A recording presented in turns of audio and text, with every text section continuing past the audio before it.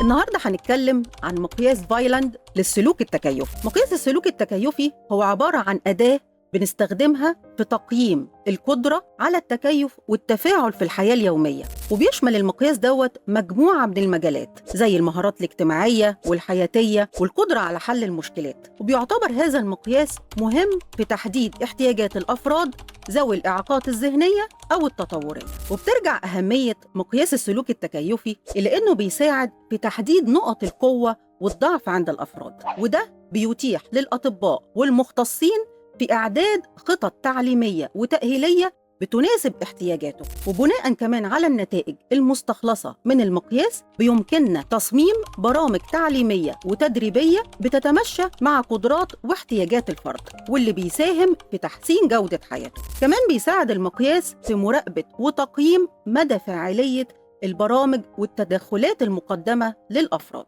وده بيساعدنا في إجراء التعديلات اللازمة لضمان تحقيق الأهداف المطلوبة. وأخيراً دعم القرار، لأن مقياس السلوك التكيفي بيقدم بيانات يمكن استخدامها في اتخاذ قرارات مهمة بتتعلق بالرعاية والتوجيه المهني للأفراد، واللي بتساهم في تحسين فرصهم في الحياة. لو عايز تعرف أكتر عن الاختبارات تابعني، أنا غادة منسي، أخصائي القياسات النفسية واختبارات الذكاء.